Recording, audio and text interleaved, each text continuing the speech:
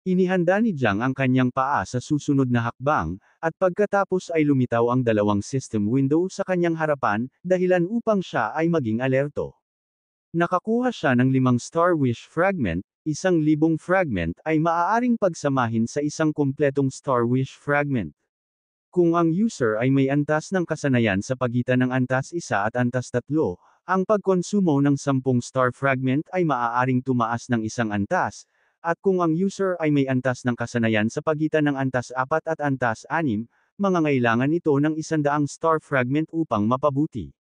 Nagsimulang obserbahan ni Jiang ang mga system window at hindi niya maiwasang mapangiti nang makitang nakakuha siya ng 5 star wish fragment. Milyon-milyon ang market price ng isang fragment, kasi simula pa lang niya at binigyan na siya ng system ng napakagandang reward. Ang mga fragment na ito ay hindi magsisilbi sa kanya para sa pagpapabuti ng mga kasanayan, ngunit kung ibebenta niya ang mga ito, kung gayon maaari siyang makakuha ng sapat na pera para sa maliliit na insekto na makakain ng maayos sa ilang sandali. Tinapakan ni Jiang ang pangalawang hakbang at lumipas ang ilang segundo nang walang ilusyon, pagkatapos ay lumitaw siya sa kanyang subconscious, at dahan-daang lumaki at lumaki ang mga sanga ng espiritual na puno. Sinimulan niyang obserbahan ito at hindi maiwasang maging alerto. Nagsimulang ngumiti si Jiang nang mapagtanto niya na ang espiritual na puno ng lahat ng bagay ay direktang hamarang sa ilusyon. Para sa kanya, ang punong ito ay hindi kapani-paniwala. Si Jiang ay nakatayo pa rin sa pangalawang hakbang habang ang iba pang mga henyo na hindi pa nagsisimulang umakyat ay nagsimulang tumingin kay Jiang at naisip na kakaiba ang kinikilos niya mula pa kanina. Sa unang hakbang, umiiyak siya at galit. Matagal na siyang natigil sa unang hakbang, at ngayon sa pangalawang hakbang, tumawa siya ng malakas. Nang makita siyang ganito, naisip nila na hindi na siya makakalampas sa ikalawang hakbang at maituturing na pinakamahina sa lahat. Sina Gu Kaixin at Hong Yao ay nanatiling tahimik na nanunood sa gawin ni Jiang. Nang marinig ang pangungutya ng iba, na may determinadong tingin ay nagpasya siyang ipakita sa lahat kung ano ang isang napakalaking tagumpay. Ngunit pagkatapos ay tumingin siya sa likod at nakitang nakatingin ang nakatatandang Gu Kaixin, nagpasya siyang mas mabuting magpanggap ng kaunti para hindi masyadong makatawag ng pansin. Nagsimula siyang umasa at medyo natakot nang makitang naabot na ni Jiang Wushuang ang step number 300. Sa ngayon, nagpasya siyang mas mabuting lampasan siya at pagkatapos ay pag-isipan kung ano ang susunod na gagawin. Sa isang dismayadong tingin, ipinaliwanag ni Hong Yao kay Gu Kaixin na ang maliit na si Jiang Chen ay natigil sa ikalawang hakbang. Ayon sa kanya, hindi niya maaabot ang hakbang na numero 10. Nagsimulang tumingin si Gu Kaixin kay Jiang at hindi niya maiwasang mabigla. Hiniling niya kay Hong Yao na huminto sa pagsasalita at panoorin ang kanyang ginagawa. Inihanda ni Jiang ang kanyang paa sa hakbang numero 3, at muli ay hinaranggan ng espiritual na puno ang ilusyon. Inilagay niya ang kanyang mga braso sa kanyang likuran, nagsimulang magham ng isang kanta at walang labis na pagsisikap ay nagsimulang umakyat ng hakbang-hakbang, na parabang ito ay isang simpleng laro para sa mga bata, na ikinagulat ng lahat at nakabuka ang kanilang mga bibig. Hindi nila alam kung ano ang nangyayari at kung paano umakyat ng 100 hakbang si Jiang nang sabay-sabay sa pamamagitan lamang ng pagkanta. Dumating sila sa conclusion na siya ay sadyang natigil sa unang dalawang hakbang dahil nagustuhan niya ang mga ilusyon ng dalawang antas na iyon. Wala na silang pagdududa na siya talaga ang master ng lason. Sa isang kisap mata, nalampasan ni Jiang sina Mo Hankyo at Luo Sandao. Nagsimula siyang kumaway ng palm sa kanya gamit ang kanyang kamay at habang umuugong ay sinabi niya sa kanila na aakyat siya ng 300 na hakbang nang walang takot. Si Mo Hankyo ay nagsimulang tumingin kay Jiang na may titig na puno ng pagmamahal at hindi niya maiwasang mamula na parang kamatis nang makitang kumakanta ito para pasayahin siya. Nagpasya siyang ibigay ang kanyang pinakamahusay na pagsisikap.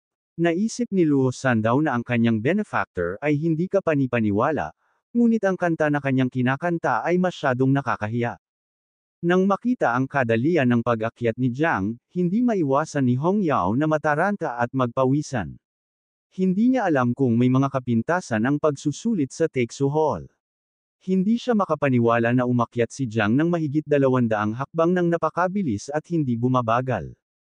Nagsimulang tumingin si Do Kaixuan kay Jiang at may kalmadong titig na sinabi sa kanya na kahit siya ay hindi nakakita ng sinumang gumawa ng ginagawa ni Jiang. Dumaan si Jiang at nalampasan ang dalawang henyo na naiwang takot na takot. Walang nakakaalam kung ano ang nangyayari o kung paano mabilis na umakyat si Jiang. Hindi nila alam kung siya ay umaakyat sa parehong mga hakbang sa kanila o kung sila ay nasa isang ilusyon. Sa hindi kalayuan, sa pinakamataas na hakbang ay naroon sina Jiang Weishuang, Tan Ying, at Bai Feng na nakatayo sa parehong hakbang. Nagsimulang tumangala si Jiang at nang makita ito, naging alerto. Hindi niya alam kung bakit huminto ang tatlo sa step number 299 at hindi umabant. Nagsimula silang obserbahan ni Do Kaixuan at ipinaliwanag kay Hong Yao na bawat 300 hakbang ay bumubuo ng isang antas. Kahit na para sa mga celestial genius ay mahirap lampasan ito. Sa isang masayang tingin, naalala niyang kailangan din niyang ibigay ang lahat sa oras na iyon para makapasa sa hakbang na iyon. Pagkatapos noon, ang bawat hakbang ay parang bigat ng bundok. Hindi niya alam kung sino ang mauuna sa mga celestial genius na tatawid sa unang antas na ito. Naabot ni Jiang ang step number 298 at napalingon ang tatlo. Hindi napigilan ni Jiang Weishuang na ngumiti dahil hindi siya binaygo ni Jiang. Hindi napigilan ni Tan Ying na matuwa nang makitang mabilis silang naabutan ni Jiang, habang sa kabilang banda, tahimik lang si Bai Feng. Nagsimulang ngumiti si Jiang Weishuang at nagsimulang maglabas ng malakas na enerhiya ang kanyang katawan, na naglabas ng ilang kadena. Nagpasya siyang gawin ang unang hakbang, iniwan si Tan Ying sa pagkabigla. Nagsimulang tingnan ni Jiang ang mga kadena na may pagtataka na ekspresyon. Mayroon siyang divine level class at hindi alam kung si Jiang Weishuang ay may double divine level class, hindi pa niya ito narinig noon, at hindi niya alam kung ang mga chain na ito ay talagang sinadya upang itago ang kanyang kapangyarihan. Sa sandaling iyon, ang isa sa mga kadena ay naputol sa kalahati. Mahigpit na ikinuyom ni Jiang Weishuang ang kanyang kamao at umakyat sa susunod na antas, naputol ang lahat ng kadena. Ipinikit niya ang kanyang mga mata, inilahad ang kanyang mga kamay sa mga gilid at nagsimulang pumasok sa kanyang dibdib ang isang lilang enerhiya. Habang ang purple na enerhiya ay lumalawak kung saan-saan, nagsimulang tumingin si Bai Feng kay Jiang Weishuang na may naguguluhan na tingin at hindi nagtagal ay napagtanto niya na ang enerhiyang ito ay ang gantimpala sa pag-abot sa hakbang bilang 300.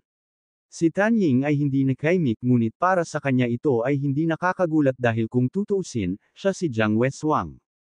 Lumingon siya at habang ang kanyang katawan ay naglalabas ng lilang enerhiya, ibinunyag niya na sa palasyo ng kawalan ay mayroong 180 hakbang, ang huling hakbang sa bawat 300 hakbang ay ang pinakamahirap. Sa pag-akyat dito, makakakuha sila ng mga gantimpala. Ang hakbang na ito ay tila sumusubok sa lakas ng loob ngunit sa katotohanan ito ay isang pagsusuri ng lakas ng kaluluwa. Sinimulan niyang tingnan si Jiang Weishuang na may nawawalang tingin at binanggit na ang kanyang pinagmulan ay hindi maganda, dahil noong bata pa siya ay hindi pa siya dinadalisay ng mga kayamanan ng langit at lupa kumpara sa kanila, ang kanyang mga pundasyon ay medyo kulang. Iminungkahi niya sa kanya na magpatuloy ng may pag-iingat at huwag magmadali sa pagsira sa mga hadlang, dahan-dahan siyang maghanap ng paraan sa kanila. Habang ipinapaliwanag niya ito, tumalon si Jiang at umakyat sa 300 hakbang, na iniwang tulala ang lahat. Lumapit si Jiang sa kanya at naguguluhan na nagtanong kung napakahirap ba talagang umakyat sa hakbang na ito at kung umaarte din ba siya tulad niya. Si Jiang Weishuang ay medyo nabigla at nagalit sa parehong oras, hindi siya makapaniwala na naakyat ni Jiang ang hakbang na ito ng ganoon kadali. Lumitaw ang isang system window at sa pag-akyat ng 300 hakbang ng Taishu Hall, nakakuha siya ng isang origin crystal bilang reward, isang berdeng kristal ang lumitaw sa kamay ni Jiang. Sinimulan niya itong tingnan at hindi maiwasang matuwa dahil ito ay isang hindi kapanipaniwalang gantimpala, kahit na hindi ito magagamit ng mga insekto. Narinig niya na si Tio Jaigang ay nasa ikatlong pagbabago sa loob ng maraming taon, ngunit salamat dito, nagawa niyang umakyat sa ika-4 na pagbabago. Ang kristal na ito ay mas malakas kaysa sa gantimpala na nakuha ni Jiang Weishuang. Nagpakita ang Little Nine, at sa isang gutom na tingin ay hiniling niya kay Jiang na umakyat ng mas mabilis dahil gusto niyang kumain sa trail. Sinimulan ni Jiang na tumingin sa bulwagan ng Taisho at nalilitong tingin ay tinanong siya kung ang tinutukoy niya ay ang daanan na nasa itaas ng bulwagan, na sumagot siya ng oo. Sa sandaling iyon, nagsimulang umungol ang tiyan ni Little Nine, iniwan si Jiang na medyo nalilito. Sinimulan niyang pilitin si Jiang na umakyat ng mas mabilis. Hiniling niya sa kanya na maghintay kahit na gusto niya talagang kumain, hindi naman kailangan. Lumingon sina Tang Ying at Bai Feng at nang makita ito, naiwan silang tulala, habang sa kabilang banda, galit na galit si Jiang Westwang. Mariin niyang itinikom ang kanyang mga ngipin at nagsimulang tumingin sa kanya na puno ng galit. Hindi siya papayag na malampasan siya ni Jiang. Sinimulan niyang i-shake ang kanyang mga kamao, at 8 kamay ang lumitaw sa kanyang likuran at nagsimula siyang umakyat na parang baliw upang hindi hayaang malampasan siya ni Jiang. Medyo nagulat si Bai Feng nang makitang nilinis ng Diyos ng digmaan na si Jiang Westwang ang kanyang katawan. Puno ng galit ang kanyang mga mata at hindi niya maiwasang magalit, na naglalabas ng nakaka-suffocating energy. Para sa kanya, nakakainis talaga ang mga katulad nila. Ayon sa kanya, dapat silang mamatay. Iniabot niya ang kanyang mga kamay patungo sa langit at ginamit ang pamamaraan na Blood of Gods and Demons na tinatawag na Dye the Sky Blue. Nagsimulang maglabas ng mga multo ang kanyang katawan. Napagdesisyonan niyang huwag nang lampasan siya ng mga ito at mabilis din siyang umakyat. Pagkalipas ng ilang segundo, 2 henyo ang dumating sa kanila at nang makitang si Tang Ying ay nakatayo at hindi nakikipagkompetensya sa kanila, naisip nila na ito ay lubhang kakaiba. Lumingon siya sa kanila at sa matahimik na tingin, ipinaliwanag niya na siya ay isang assassin at hindi may kukumpara sa mga dambuhala na iyon. Gumaan ang pakiramdam ng isa sa mga lalaki nang marinig ito, ngunit sa sandaling iyon, nagsimulang ngumiti si Tang Ying at unti-unting nagbago ang kanyang katawan. Nag-transform siya bilang isang ahas at sa isang nakamamatay na tingin, nagsimula rin siyang umakyat ng mabilis. Naiwang tulala ang 2 lalaki at sa kaniyakap at inisip na hindi sila dinaya ni Mr. Tiger at sobrang nakakatakot talaga ang mga tao. Para sa kanila, ang 4 ay kahangahangang mga henyo, ngunit si Jiang na umaakyat na parang wala ang pinaka-nakakatakot. Nagulat si Hong Yao nang makitang si Jiang Westwang ay nagpalabas ng 8 kamay. Si Bai Feng ay nabaliw at si Tang Ying ay naging isang ahas. Ayon sa kanya, talagang kahanga-hanga si Jiang dahil sa sarili niyang lakas ay nawalan siya ng katinuan. Pinaikit ni Guo Kaixin ang kanyang mga mata at nagsimulang tumawa ng malakas at sinabi sa kanya na hindi nakakagulat na siya ang kanyang paboritong disipulo. Sa isang kisap mata, naabot ni Jiang ang tuktok, siya ang pangalawa sa kasaysayan na nakamit ito. Ngayong narating na niya ang tuktok, hindi niya naiwasang medyo gumaan ang pakiramdam at nakaka-relax. May napansin si Hong Yao sa kanyang mga mata na puno ng takot, hindi niya alam kung ano ang gagawin ni Jiang. Iniabot ni Jiang ang kanyang kamay patungo sa langit, pinalabas ang mga insekto, nagpasya siyang kusang loob na palabasan ang mga ito para magawa nila ang anumang gusto nila. Ang lahat ng mga insekto ay dahan-daang nagsimulang sumulong patungo sa Taisho Steel. Sinimulan silang obserbahan ni Hong Yao at hindi niya maiwasang magtaka kung pinakawalan ni Jiang ang 9 mismo wing. Inilabas niya ang lahat ng mga insekto para balutin ang Taisho Steel. Ito ay napakahiwaga na kahit na ang Invincible Dreamer ay ginamit ito para sa enlightenment. Ang mga insekto na gutom, sa isang kisap mata ay nilamon ang Taisho Steel, na walang iniwang bakas. Nang mapagtanto ito, nagulat si Guo Kaixin. Nakuha ni Jiang mag-isa ang Taisho Steel, isang bagay na hindi niya maintindihan. Habang si Jiang ay nakatayo sa tuktok ng Taisho Temple, si Jiang Westwang ay umakyat ng ilang hakbang at nagsimulang tumitig sa kanya ng tahimik. Sa isang hitsura na puno ng puot ay tinanggap niya ang pagkatalo sa pagkakataong ito, ngunit nanumpa na ibibigay ang kanyang makakaya nang makipagkumpetensya sila sa Ranking of Prodigies ng Great Zia. Sa halip na magpatuloy sa pag-akyat, tumalikod si Westwang at nagsimulang bumaba. Tumangala sina Bai Feng at Tang Yin at nang masaksihan na kahit si Jiang Westwang ay sumuko, naisip niyang mas mabuting umatras. Ayon sa kanya, hindi na ito katumbas ng halaga dahil ang pag-akyat dito ay halos magbuwis ng kanilang buhay, at ang pagsulong pa ay makakasama sa kanilang kakanyahan. Napagtanto na nakarating na si Jiang sa Taishu Temple, nagsimulang ngumiti sina Mo Hankyu at Luo Sandaw at hindi maiwasang makaramdam ng saya. Ayon sa kanila ang master ay hindi kapani-paniwala, at sa kabutihang palad ay natapos din nila ang kanilang misyon. Ang isang ranking system window ay lumitaw sa kalangitan. Ang una sa listahan ay si Jiang Chen na may 1008 na yugto. Ang pangalawa ay si Jiang Weshuang na may 623 yugto. Ang pangatlo ay si Bai Feng na may 609 na yugto. Ikalima si Tang Yin na may 600 yugto. Pang-anim ay sina Lei Zi at Liu Bihai na may 304 na yugto. At ang huli ay sina Luo Sandaw at Mo Hankyu na may 300 yugto. Si Gu Kaixin na naka-cross arms ay nagsimulang ngumiti dahil kung wala si Jiang Chen, ang iba ay hindi makakarating ng ganito. Sinimulan ni Hong Yao na tumingin kay Jiang nang may malambing na tingin, para sa kanya ay hindi kapani-paniwala at ang bagong henerasyong ito ay mas malakas kaysa sa kanila noon. Lumipas ang ilang minuto at si Jiang ay nakatayo pa rin na walang ginagawa, at nang mapagtanto ito, si Hong Yao ay medyo nataranta at may pagtataka na tingin ay nagsimulang magtaka kung bakit siya nagpatuloy sa pagtayo doon nang walang ulirat nang ang iba ay nakababa na. Si Jiang ay nasa kanyang subconscious, ang Taishu ay na-teleport sa pugad ng insekto, at ang Little Nine niyakap niya ito. At ang kanyang antas ay tumaas mula 22 hanggang 25 na nakakuha ng ilang libong devouring value. Nang sabihin niyang gusto niyang kainin ang bakal, sinadya niyang ibalik ito sa pugad ng insekto. Ngayon ay nag-e-enjoy na siya at ilang beses na rin siyang nag-level up. Habang yakap-yakap niya ang Taishu steel na parang sanggol, si Jiang na nasa lupa ay ipinatong ang kanyang mga kamay sa kanyang balakang, sinimulan siyang pagmasdan at hindi niya maiwasang mapangiti dahil tumaas din ng husto ang mga devouring values ng mga insekto.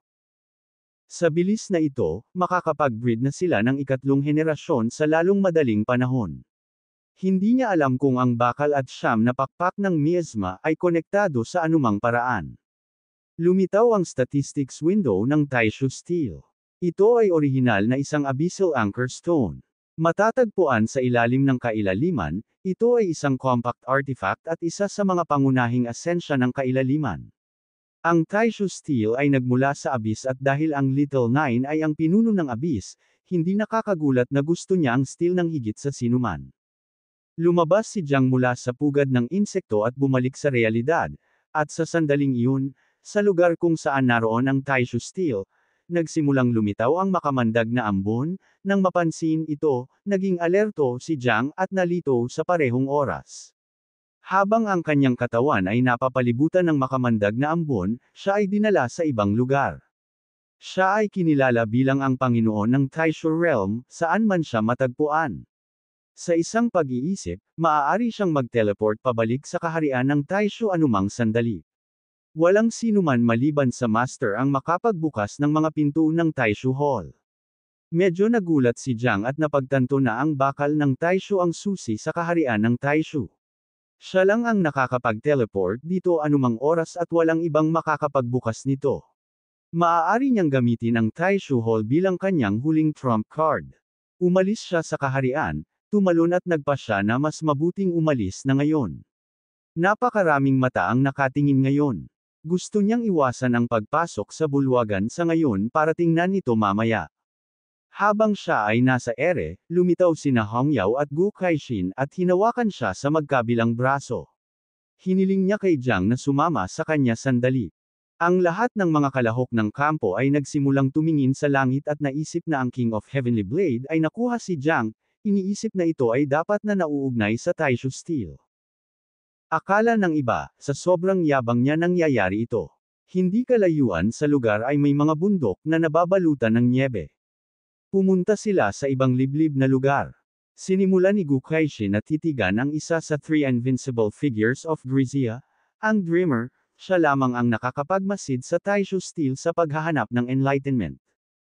Nais niyang malaman kung paano ginamit ni Jiang ang siyam na pakpak ng miasma upang masipsip ang bakal ng Taishu. Sa seryosong tingin, si Jiang ay nanatiling tahimik na nag-iisip, at nang makitang alam ni Gu Kaixin ang tungkol sa siyam na pakpak ng miasma, naisip niya na pinatawag siya nito sa lugar na ito upang patayin siya. Sa isang masayang tingin, tinanong siya ni Gu Kaishin kung talagang iniisip niya na magagawa niyang gawing makamandag na ambon ang siyam na pakpak at linlangan ang lahat. Si Hong Yao, na nasa tabi niya, ay pumikit at nagsimulang tumawa dahil napaka-cute ng ekspresyon ni Jiang. Huminahon si Jiang dahil sa kanilang hitsura, ayaw nilang patayin siya. Napagdesisyonan niyang mas mabuting sabihin ang totoo. Sa seryosong tingin, ibinunyag niya na ang siyam na Miasma Wings at ang Taisho Steel ay nagmula sa kailaliman, na nagbabahagi ng parehong pinagmulan. O sa halip na ang Taisho Steel ay orihinal na kabilang sa siyam na pakpak.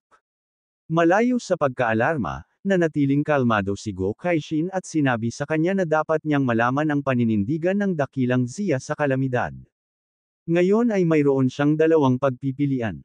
Maaari siyang manatili sa Yunmeng Swamp magpakailanman at mamuhay bilang isang pagkatapon na nakakapit sa kanyang buhay, o maaari siyang bumalik kasama niya at ipaglaban ang kanyang kaligtasan. Milyon-milyong gustong patayin siya, kahit na ang mga nasa pangkalahatan o hindi magagapi na antas. Nang marinig ito, hindi maiwasan ni Jiang na mataranta. Napalunok siya ng mariin at namangha dahil hindi lang iyon imahinasyon niya noon. Ang matandang master ay pumunta sa Yunmeng Swamp para lamang bigyan siya ng labasan. Hindi niya alam kung bakit hindi pa sila nagkikita noon. Habang siya ay nawawala sa kanyang pag-iisip, si Hong Yao ay lumapit sa kanya. Sinimulan niyang ituro sa kanya ang kanyang daliri at sa isang seryosong tingin ay nakuha niya ang kanyang atensyon, nagtatanong kung ano ang iniisip niya at nagpapaalala sa kanya na ang master ay nagtanong sa kanya. Nang marinig niya ang boses niya ay nawalan siya ng ulirat. Na may kumpiyansa na tingin, nagpasya siyang bumalik, bagamat may dala siyang kapahamakan. Pumatay lang siya ng masasamang tao at hindi naniniwalang may nagawa siyang mali. Dahil malinis ang kanyang konsensya, walang dahilan para tumakas. Nagsimulang tumingin sa kanya si Hong Yao at nagsimula siyang ngumiti nang makita ang kanyang determinasyon. Si Gu Kaishin, na naka-cross arms, ay nagsimulang tumawa ng buong puso. Wala siyang inaasahan mula sa kanyang alagad. Ayaw man niyang aminin, kahit si Jai Gang ay hindi kasing galing niya noon. Medyo nalilito si Jiang dahil hindi niya alam kung ano ang kinalaman ni Uncle Jai Gang dito. Ipinikit niya ang kanyang mga mata, ipinatong ang kanyang kamao sa kanyang balikat, at hiniling sa kanya na alalahanin na siya ay kanyang nakatatandang kapatid na babae at si Tio Jai Gang ang pangalawang nakatatandang kapatid na lalaki. Ipinaliwanag niya na noon, halos mamatay si Jai Gang sa kamay ni General Zhao nang sinalakay niya ang pamilya Zhao para nakawin si Tita Teng. Sinabihan siya ng master na hawakan ang kanyang posisyon, ngunit ayaw niyang kaladkarin ang master at bilang kinahinatnan, sa huli, siya ay ipinatapon sa Chusong City. Napagtanto ni Jiang na si Uncle Jai Gang ay may sama ng loob sa pamilya Zhao. Tinalikuran sila ni Gu Kaishin at binanggit na hindi na mahalaga ang mga lumang sama ng loob, sila man ay hindi magagapi o mga general. Hanggat matatag ang kalooban ni Jiang, sila bilang guro at disipulo ay haharap sa kanila ng magkasama. Kapag bumalik sila sa Jiangnan, ang kanyang espada ay magbubukas ng landas para kay Jiang. Ang mga salitang ito ay higit pa sa sapat upang pasiglahin si Jiang. Habang naka-cross arms siya, lumuhad si Jiang sa harapan niya at hinihiling sa kanya na tanggapin ang pagpipitagan ng kanyang disipulo. Sa parehong oras sa lungsod, sumikat ang araw at sa isang skyscraper, naganap ang isang pagpupulong sa mga general. Ang Supreme Commander ng War Zone ng Jiangnan na nagngangalang Duan Xinghai ay pinagsalikop ang kanyang mga kamay at may kalmadong tingin na binanggit na dahil lahat ng 12 may titulong hari ng Jiangnan ay nagtipon maliban kay Gu Kaishin at Nayan Hongyao, nagpasya siyang dumiretso sa punto. Ang lahat ay nagbigay ng pansin at ipinaliwanag niya na batay sa kanilang pananaliksik, ang nakalalasong ambon ni Jiang Chen ay ang 9 wings ng miasma. Ayon sa ipinagbabawal na ordinansa ng dakilang Zia, ang sinumang gumising sa isang uri ng kalamidad o kontrolado ang isang bagay na bawal ay dapat patayin ng walang awa. Humihingi ng opinyon ng iba tungkol dito, ang lolo ni Mu Henggayo, isang lalaking pula ang buhok na nagngangalang Mu Henian, ay nagtaas ng kanyang kamay at nakangiting sinabi na kahit na ang siyam na pakpak ng miasma ay nagdulot ng malaking sakuna sa mga nakaraang panahon, halos imposible para dito. Lumago sa sukat na iyon sa kasalukuyan. Naniniwala siya na hanggat nasa ilalim ng wastong pangangasiwa si Jiang Chen, hindi ito dapat maging isang malaking problema, at sa pinakamasamang kaso maaari nilang kunin lamang ang siyam na pakpak ng mismo at sirain ito, hindi na kailangang patayin si Jiang. Ang ama ni Tang Jing, isang lalaking nagngangalang Tang Wangchuan ay nagtaas ng kanyang kamay at sumang-ayon siya sa kanyang pagtatasa dahil ang bawal na ordinansa ng Great Xia ay inilabas 500 taon na ang nakakaraan.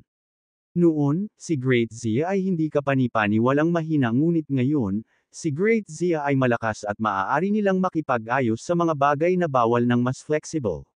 Nagsimulang mag-usap ang dalawa sa mga general para makita kung sino ang konektado kay Jiang Chen mula pa noong una. Nabalitaan nila na ang apo ni Mu Henian ay medyo napalapit kay Jiang sa kahangahangang kampo. Si Jiang Chen ay kabilang sa Jiaigang, at ang anak ni Tang Wangchuan na si Tang Jing, ay nakikisali din sa Jiaigang. Nang marinig ito, nagalit si Tang Wangchuan at sa sandaling iyon, nabasag ang pinto ng silid, na lumikha ng malaking kurtina ng usok, na ikinagulat ng lahat. Ang taong sumire sa pinto ay walang iba kundi ang matandang Zaiyu Yuan Chen mula sa pamilya Zaiyu, na gustong patayin si Jiang sa lahat ng paraan. Habang ang kanyang katawan ay napapaligiran ng isang malakas na enerhiya, sinimulan niyang ituro ang espada sa kanila at sa tinging puno ng puot, sinabi niya sa kanila na sinumang maglakas loob na magsalita para kay Jiang Chen ay dapat munang maging handa na tikman ang kanyang espada. Nang makita si General Zaiyu, natarante si Duan at humingi ng tawad kay Gu Kaixin, kung hindi dahil sa pakikialam ni General Zaiyu. Marahil ay tumulong siya sa pakikipag-ayos nito, ngunit ngayon ay nag-iisa na siya. Umaasa siya na hindi niya bulag na protektahan din sina Jiang at Xing.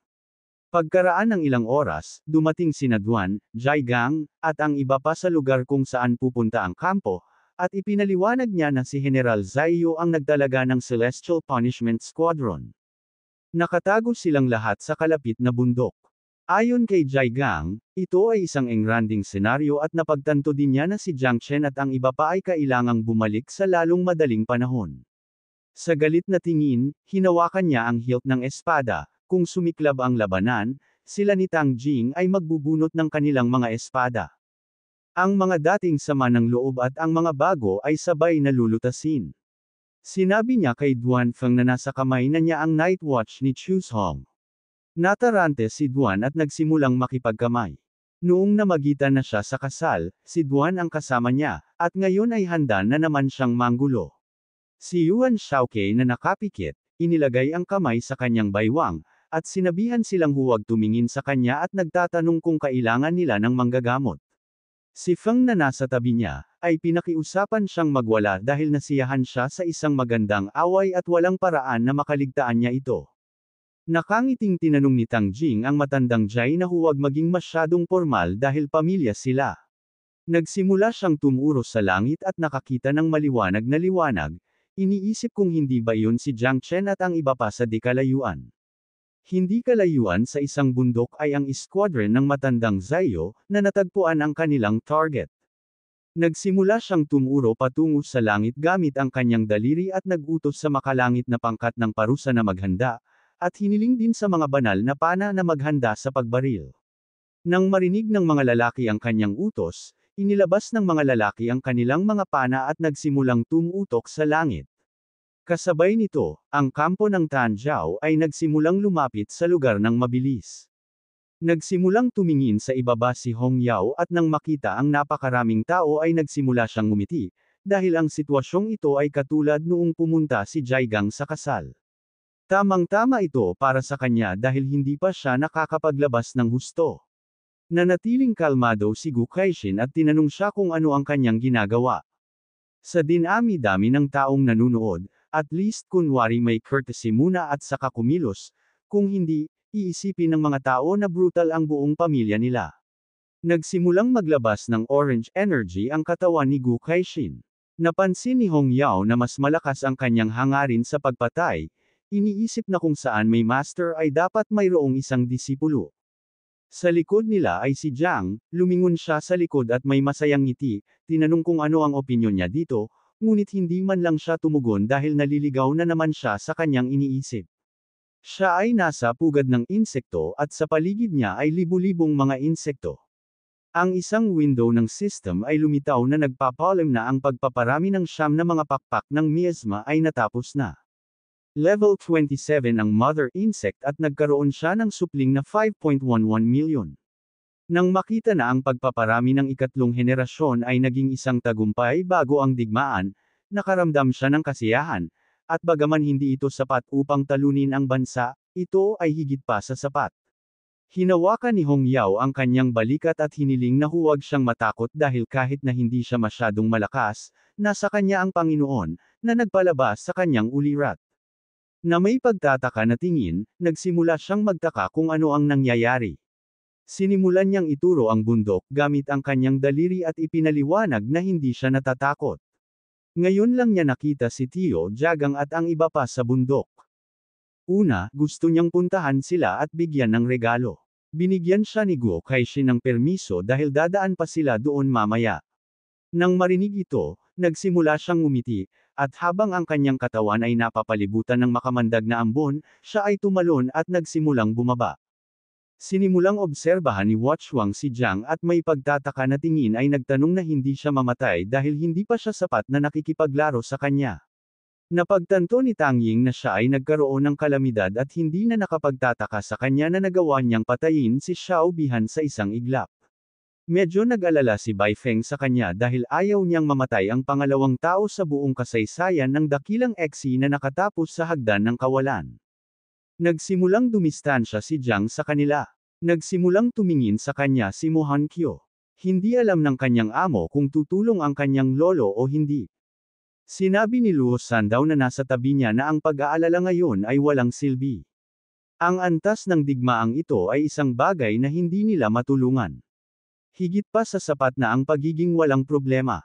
Makalipas ang ilang oras, dumaong si Jiang sa lugar kung saan naroon si Jagang at ang iba pa, at nang makitang dumating na sila, hindi niya maiwasang matuwa. Lumapit siya kay Tio Jagang, kumuha ng berdeng kristal mula sa kanyang inventaryo, iniabot ang kanyang kamay sa kanya at ipinaalala sa kanya na noong una ay sinabi niyang bibigyan niya siya ng isang set ng epikong kagamitan, ngunit hindi niya ito nakuha, ngunit ngayon ay naniniwala na ito ay katumbas nito. Iniabot ni Jagang ang kanyang kamay patungo sa kristal, sinimulang pagmasdan ito, at hindi maiwasang mabigla dahil isa itong kristal na pinagmulan. Ito ay katumbas ng pagkakaroon ng susi upang makapasok sa ikapitong kaharian. Naglabas si Jiang ng ilan pang gamit. Kabilang sa mga ito ay mayroong mga kagamitan at sandata, kay Tia Tang ay nagbigay siya ng isang silk scarf, kay Duang ng isang busog, kay Chu Boleng isang punyal, at kay Hanky platinum level equipment. Sa parehong oras ang matandang Zayu at ang Heavenly Punishment Squad ay dumating sa isang bangin, siya ay galit na galit at ang kanyang mga mata ay puno ng galit. Nang makitang bumaba na si Jiang Chen, inutusan niya silang maghanda. Sa sandaling iyon, lumitaw si Duan Feng, at ang paggamit ng kanyang kamay ay nagsimulang hudyat sa kanya na huminto. Hiniling niya sa kanya na maghintay ng ilang sandali dahil mahigit 100 araw na ang lumipas mula nang mawala ang kampo ng Tanjao. Ito ay inaalagaan ni Gu Kaixin upang hindi sila maging pabaya. Ang matandang Zayu ay tumalikod, nagsimulang tumitig sa kanya at nagsimulang mag-isip, pagkatapos ay nagsimula siyang tumingin sa ibaba. At sa seryosong tingin ay nagpasya na patayin si Gu Kaixin kasama si Jiang kung hindi niya alam kung paano pahalagahan kung ano ang mayroon siya. Pagkaraan ng ilang minuto, dumating ang kampo malapit sa lugar, sinimulan itong obserbahan ni Duan Feng, at hiniling kay Gu Kaixin na sumuko at ibigay si Jiang Chen. Siya at si Zayu Yuanquan ay mahusay na mandirigma mula sa Jiangnan, sa sandaling magsimula ang labanan, ang lungsod ay magdaranas ng malaking pagkatalo. Ayon sa kanya, mas mabuting isakripisyo si Jiang. Si Gu Kaixin na nakatayo sa ibabaw ay tumangging sumuko dahil sa buhay na ito ay wala siyang dapat ikahiya sa Jiangnan, o sa dakilang Zayu. Nagbalik siya ng 150 bayani mula sa distrito at hindi lamang ito, ngunit dinala rin niya sila sa pagbisita sa Palace of Emptiness. Naalala ng mga magulang ng mga kalahok na ang Palace of Emptiness ay isang lugar ng mga himala, kung saan maraming mga dakila ang naghanap ng kapangyarihan ng walang tagumpay. Hindi nila inaasahan na ang hari ng Celestial Sword ay may paraan para makapasok. Ngayon ang kanilang mga anak ay magtatagumpay. Hindi sila maaaring tumayo ng walang ginagawa, at kahit na hindi nila mailigtas si Jiang Chen, hindi sila sasali sa pamilya Zaiyo. Lumingon si Duan, inilahad ang kanyang kamay sa isang tabi at nakangiting ipinaliwanag na kasama ng 150 bayani na ito, ang reputasyon ni Jiang Nan ay tataas tulad ng pagtaas ng tubig. Sa sandaling iyon, lumitaw ang matandang Zaiyo Yuanquan at habang nagniningning ang kanyang mga mata, ginamit niya ang kanyang kapangyarihan, na nagpalabas ng 2 higanteng blok ng tubig. Siya ay napakalakas na ang tubig mula sa mga ilog at dagat ay nagsimulang tumutok sa kalangitan, na lumikha ng isang malaking blok ng tubig. Dahil ang kanyang katawan ay napapaligiran ng tubig, ipinahayag niya na si Jiang Chen ay maaaring kontrolin ang isang kalamidad, ayon sa batas ng dakilang tag-akita. Dapat siyang patayin, at para kay Guo Kaixin ay kumikilos siya laban sa mga patakaran, pinuprotektahan ang mga maaaring kontrolin ang ipinagbabawal. Tinatakan na niya ang kampo ni Chenjia at ang lahat ng examiners. Ayon sa kanya, inilagay ni Guo Kaixin ang kampo sa panganib. Nagsimulang tumingala ang lahat at nakitang papalapit na ang tubig sa kampo. Maaaring kontrolin ni Zaiyo Yuanquan ang dagat. Parehong malakas sila ni Guo Kaixin, kaya nagpa siya ang iba na maging neutral at huwag sumali sa anumang panig. Sa kalmadong tingin, hiniling ni Guo Kaixin si Jiang na bumalik at inutusan si Hong Yao na asikasuhin ang paglipad ng kampo ng Changzhou. Nang marinig ang utos na ito, sinimulan niyang gamitin ang kanyang kapangyarihan at nagsimulang kontrolin ang kampo. Gumawa si Jiang ng harang sa paligid ng Jiaigang at ng iba pa para hindi sila makialam sa labanan. Siya ay tumalon at gamit ang makamandag na ambon ay nagsimulang lumipad. Humingi siya ng tawad sa kanila at pinakiusapan din silang manatili sa barrier na nanunood ng hindi nakikialam. Nang makita ang harang, medyo natarante si Jiaigang dahil hindi niya alam kung kailan niya ginamit ang spell. Ibinalik niya ang kanyang ulo at ipinaliwanag na hindi niya kakayanin ang spell, mawawala lang ito kapag natapos na ang labanan. Sinimulan ni Guo Kaixin na kontrolin ang kanyang espada, na nagpalabas ng malakas na gininto ang enerhiya sa talim nito. Nagsimulang lumipad ang matandang Yuanquan, pinahaba ang kanyang espada ng patagilid, na naging sanhi ng isang malaking buhawi na gawa sa tubig na lumitaw sa kanyang likuran. Hindi siya makapaniwala na talagang gustong ilabas ni Guo Kaixin ang kanyang espada laban sa kanya. Isinandal niya ang espada sa kanyang balikat. Si Yuanquan ay may kapangyarihang nakahihigit sa 8th level at nagtataglay din ng higit sa 10 ipinagbabawal na water spell, at alam lang ni Guo Kaixin kung paano gumamit ng espada, hindi niya alam kung ano ang kinatatakutan niya. Parehong naghanda upang lumaban, ngunit sa sandaling iyon, may humila ng isang ice barrier na lumitaw sa pagitan ng dalawa, na pumipigil sa kanila na magsimulang makipaglaban. Ang taong lumikha ng hadlang ay si General Duan. Habang kinokontrol niya ang harang gamit ang kanyang mga daliri, sa isang taos-pusong tingin ay hiniling niya sa kanilang dalawa na huminahon dahil kung talagang lalaban sila, hindi lang ang kampo ang magdurusa kundi maging ang Jiangnan base sa katabing pinto ay magdaranas din ng kahihinatnan. Para sa kapakanan ng lahat, hiniling niya na huwag silang mag-away. Sa sandaling iyon, nagpakita si Xiao Bihan at sinabi sa kanila na para sa ikabubuti ng mga tao ay mas mabuti para sa kanya at ni Jiang Chen na magkaroon ng tunggalian hanggang kamatayan. Nang marinig ang boses nito, lumingon si Duan at nakitang sumulpot na siya, hindi niya maiwasang magulat. Ngayon ay mayroon na siyang bagong braso, gamit ang espada, nagsimula siyang lumipad. Sinimulan niyang pagmasdan ang braso niya at hindi niya maiwasang mapangiti. Pinutol ni Jiang ang kanyang braso noong araw na iyon, at ngayon ay determinado siyang patayin siya gamit ang kanyang sariling mga kamay. Nagsimulang sumulong si Xiao Bihan patungo sa kanila. Inilahad ni Duanfang ang kanyang kamay patungo sa kanya na humihiling sa kanya na huminto. Ayon sa kanya, mas maganda ang ideya ni Xiao Bihan dahil ang mga hinaing ng kabataan ay dapat lutisin ng kabataan at hindi dapat makialam ang matandang henerasyon. Nagsimula na ring lumipad si Jiang. Sinimulan niyang titigan si Xiao Bihan.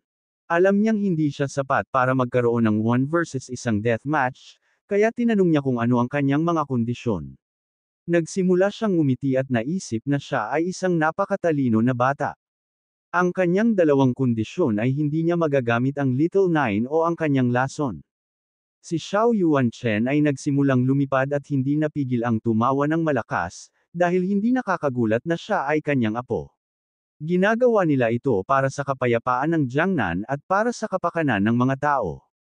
Hinugot ni Gu Kaixin ang espada at sa isang agresibong tingin, sinimulan niyang itutok ang talam sa kanila at sinabihan silang tumigil sa pagsasabi ng kalokohan.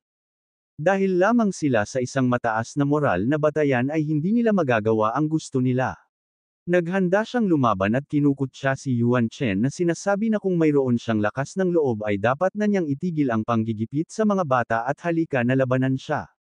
Ngunit hinawakan siya ni Jiang at pinigilan na sinabing hindi nila maaaring isipin ng iba na sila ay mga brutal.